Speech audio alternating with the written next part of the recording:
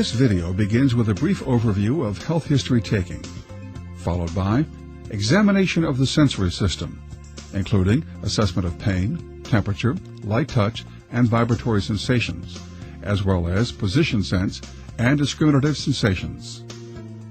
Anatomy of reflexes, grading reflexes, and assessment of reflexes. We conclude the video with tips on describing your findings. You will see the examiner assess a healthy patient. In clinical practice, you may detect the same normal findings, or you may discover normal variations or abnormal findings.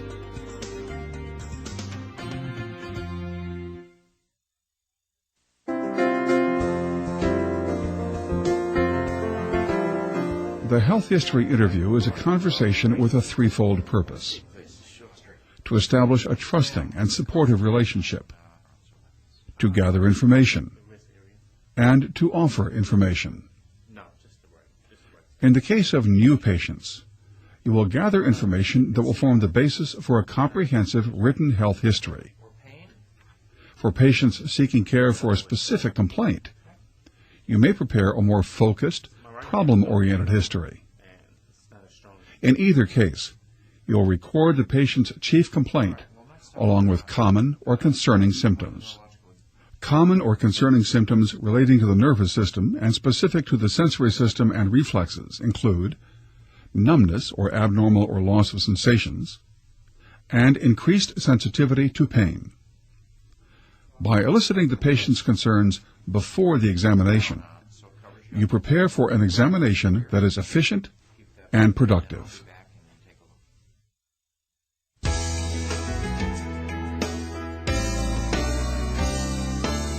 To prepare for the sensory system examination, let's review its basic components. The sensory system includes the sensory receptors and nerves, sensory tracts in the viscera and limbs, the spinal cord, the thalamus, and the sensory cortex of the brain. To help localize neurologic lesions, the body may be mapped into dermatomes, which are skin bands innervated by sensory roots from different levels of the spinal cord.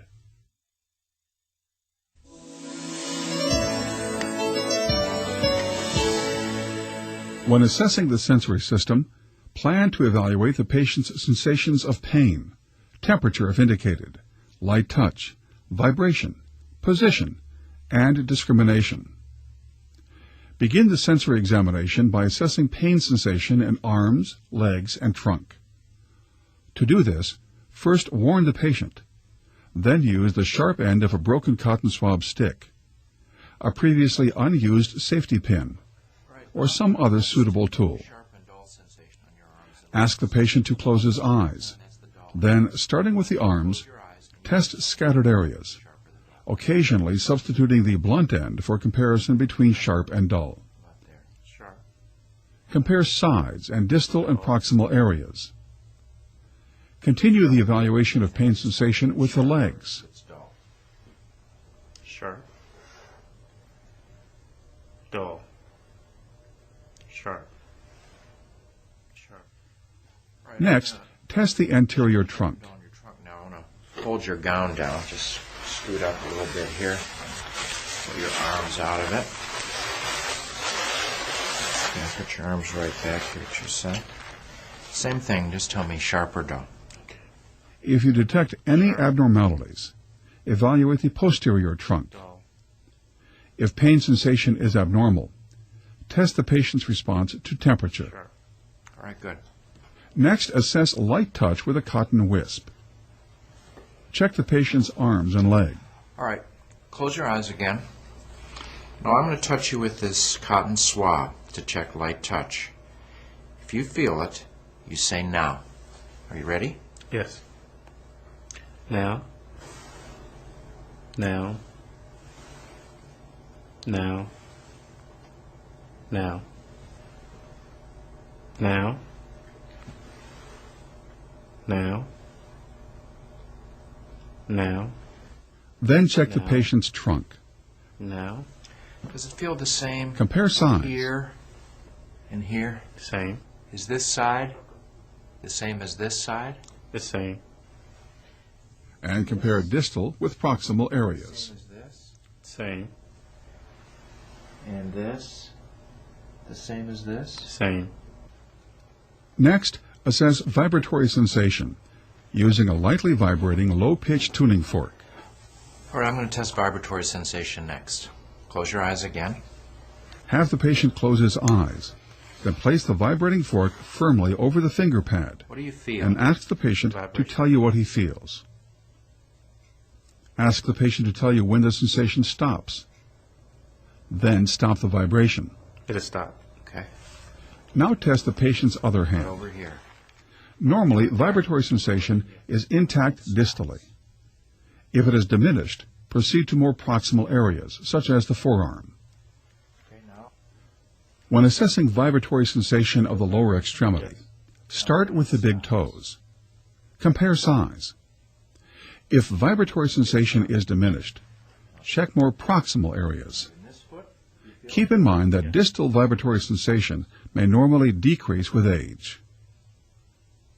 For the next part of the exam, test position sense. Next, I'm going to test position sense in your feet. Hold the sides of the and patient's hands. big toe with your thumb and index finger. Avoid touching the other Move toes. it up, First, move the toe up and down, left. identifying each position as the patient watches. You close your eyes and tell me which Next, direction it goes. ask the patient to close his eyes and identify the direction of motion. Left. Move the big toe up and down in an irregular sequence. Then compare with the big toe on the other foot. Same thing. Are you ready? Yes. Here it comes. Up. Down. Right. Left. Left. In a similar fashion, again with the patient's eyes Close your closed, eyes. test position sense in the upper extremities using a finger on each of the patient's hands. Down. Left. Right. Finally, test discriminative sensations by assessing stereognosis or object identification, which is the primary test. If necessary, also test number identification, 2-point discrimination, point localization, and extinction. You will perform each of these tests with the patient's eyes closed. Keep your eyes closed. Now hold out To your test right. stereognosis, place a familiar object in the patient's hand and ask him to identify it. Feel that object and try to identify it. It feels like a coin. Good. Repeat the procedure on the other hand using a different object. Feels like a key. Good. You can open your eyes now. To test graphesthesia or number identification, use a blunt object to draw a large number on the palm using a single continuous stroke. Now I'm going to test number identification. Close your eyes. And on the palm of this hand, I'm going to write a number facing you, like on a chalkboard. You tell me what it is. The number should face the patient, not the examiner. 3. Right. Test one palm, then the other. Now the same thing in this hand. Tell me what this number is.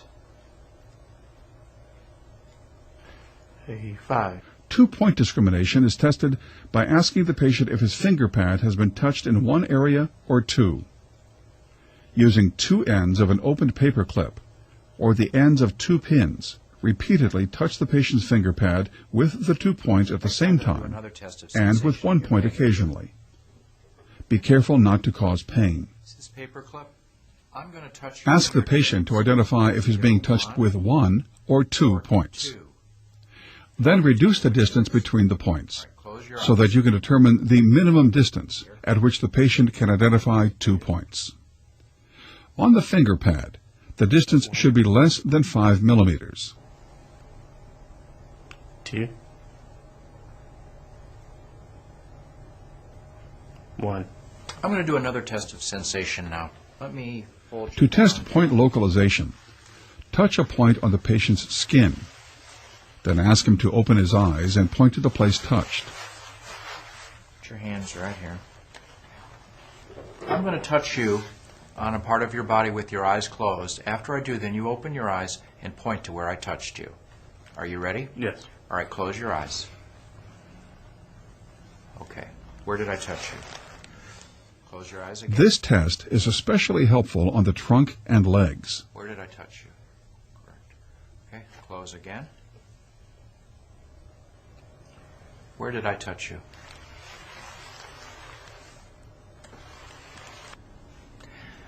Now I'm going to touch you on your left side, your right side, or both. And you tell me whether it's left, right, or both. Okay. Ready? Yes. Close your eyes. To test double simultaneous stimulation, use your fingertips to provide stimulus on either one area of the patient's body or in two areas simultaneously. Normally, the patient should be able to identify whether your stimulus was on one side or on both sides. Both. Good.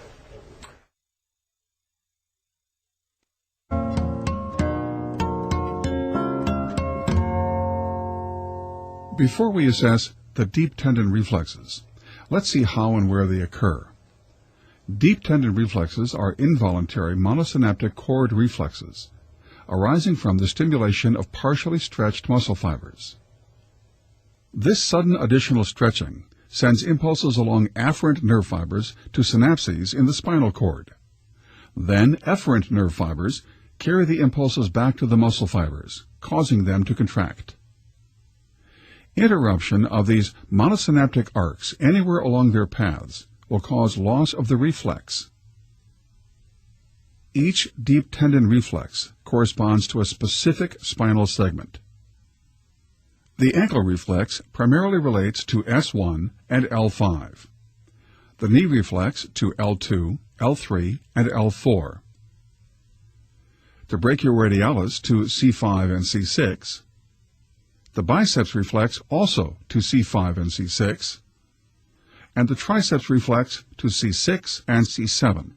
Note that these ascending reflexes follow the numerical order 1 to 7, which may help you remember them. When assessing deep tendon reflexes, grade them on a scale from 0 to 4+. A grade of 0 reflects the complete absence of movement. 1+ indicates a somewhat diminished reflex that shows movement only with reinforcement. A 2+ reflex shows greater movement than 1+ and is an average normal response. A 3+ reflex is brisker than average, but not necessarily abnormal. A 4+ reflex is a very brisk hyperactive response. It is accompanied by clonus, a rhythmic oscillation between flexion and extension. Hyperactive reflexes suggest central nervous system disease.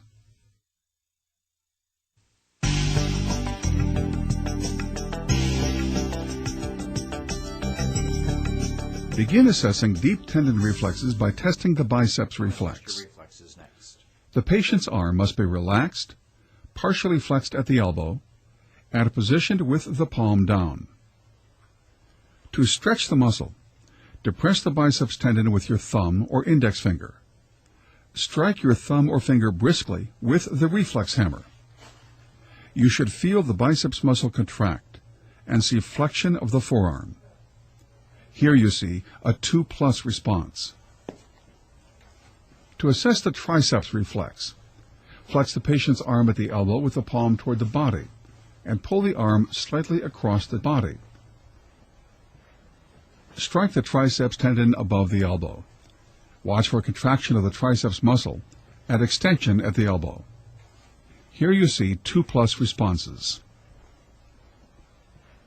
To elicit the supinator or brachioradialis reflex, the patient's forearms should rest on the lap with the palms down and externally rotated slightly. When the patient is ready, strike the radius 1 to 2 inches above the wrist. Observe for flexion and supination of the forearm. Again you see 2+ responses. If you need to accentuate or reinforce arm reflexes, ask the patient to clench his teeth throughout the testing. Now I want you to clench your teeth together hard when I say, just as I hit the reflex. Ready? Clench your teeth. Relax. To test the knee reflex, locate the patella tendon in the patient's flexed knee. Briskly tap the tendon just below the patella. Feel for contraction of the quadriceps and look for extension of the knee. This patient exhibits a 2+ response. To test the ankle reflex, extend the patient's legs somewhat at the knee, dorsiflex the ankle, and strike the Achilles tendon. Feel and watch for plantar flexion. A 2+ response is seen. Repeat your assessment of knee and ankle reflexes on the opposite side. Dorsiflexion of the big toe, or a positive Babinski's sign, is a pathological response which, as simulated here, manifests itself in dorsiflexion or upgoing of the big toe in conjunction with fanning of the other toes. To test for plantar response, stimulate the lateral aspect of the sole of the foot from the heel to the ball, curving medially across the ball. Use the lightest stimulus that will provoke a response. Note this patient's normal response, plantar flexion or downgoing of the toes. If the leg reflexes are symmetrically diminished or absent, use reinforcement. I want you to put your hands together like this. When I tell you to pull, then pull hard, but wait till I say. Have the patient lock his hands and pull just as you test the reflex. Now relax. If leg reflexes seem hyperactive, test for ankle clonus. To do this, move the foot up and down a few times, and then sharply dorsiflex the foot. While holding the foot in dorsiflexion, look and feel for sustained rhythmic oscillations. A few beats may be normally present. For a patient who cannot sit up, all of these tests can be performed with the patient lying down. Biceps reflex, triceps reflex, brachioradialis reflex, knee reflex, ankle reflex, plantar response, and ankle clonus. I want you to lie back on the table now, please. To test the abdominal reflexes, place the patient in the supine position. Lightly but briskly stroke each side of the abdomen above and below the umbilicus. You should see contraction of the abdominal muscles and sometimes deviation of the umbilicus toward the stimulus. If you suspect meningeal inflammation, test for meningeal signs. With the patient lying down, place your hands behind the patient's head and flex the neck forward until the chin touches the chest if possible. There should be no resistance or pain. As you flex the patient's neck, watch his hips and knees. Normally, they should remain relaxed and motionless. Hip and knee flexion with this maneuver is a positive Brzezinski sign. Finally, flex one of the patient's legs at the hip and knee, and then straighten the knee. This action normally produces discomfort behind the knee during extension, but should not cause pain. Pain and resistance to knee extension is a positive Kernig sign.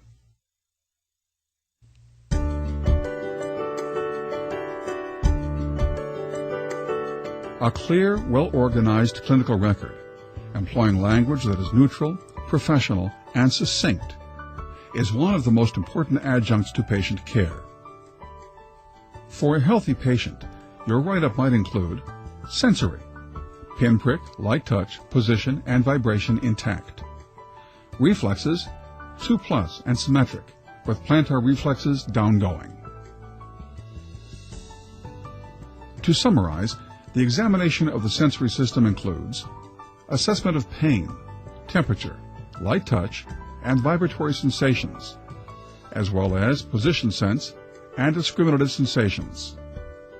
Examination of the reflexes includes assessment of the biceps, triceps, brachioradialis, knee and ankle reflexes, and assessment of the plantar response, or Babinski's sign.